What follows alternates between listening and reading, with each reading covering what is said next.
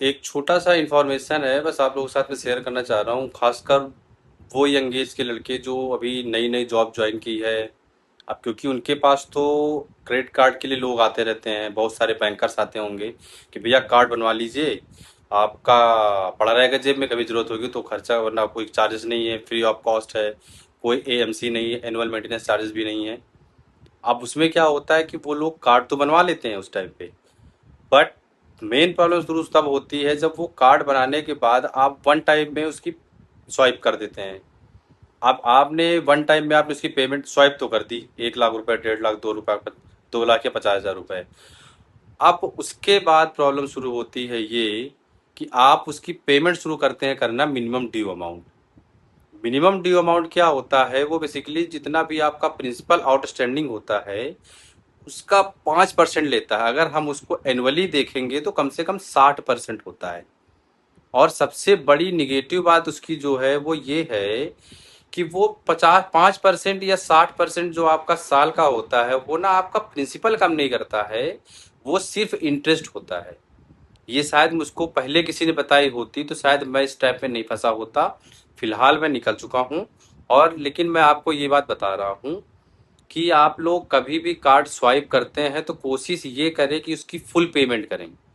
Minimum due amount payment मत करें, उसमें आपका ही नुकसान है। दूसरी बात, अगर आपको लगता है कि आपके पास पैसे नहीं हो पाएंगे तो आप इंस्टेंट उसको ईएमआई में कन्वर्ट कर लें। एटलीस्ट जब आप ईएमआई में कन्वर्ट कर लेंगे तो आपका प्रिंसिपल भी जाना शुरू हो जाएगा और आप उस ट्रैप से निकल कर बाहर आ जाएंगे। लेकिन आप सिर्फ मिनिमम ड्यू अमाउंट पे करेंगे तो उसका नुकसान एक तो ये है कि आप अननेसेसरी का पैसा देंगे।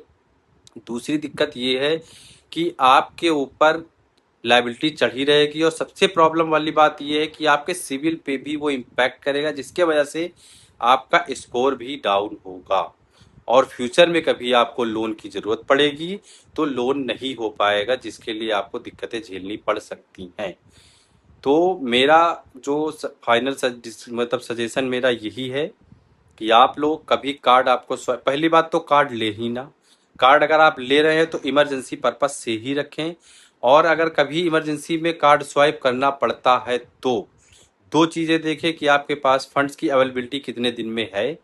अगर आपको लगता है कि नहीं, लॉन्ग टर्म में पैसे आपके पास आने वाले हैं, तो फिर आप इंस्टेंट उस आउटस्टैंडिंग को ईएमआई में कन्वर्ट कर लें, जो आपके लिए काफ़ी बेनिफिशियल होगा।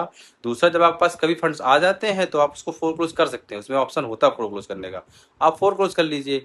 इसके अलावा और कुछ डिटेल्स आपको जाननी है, चाहिए, तो आप, मैं अपना नंबर डाल दे रहा हूँ, आप उसको कॉल कर लीजिए।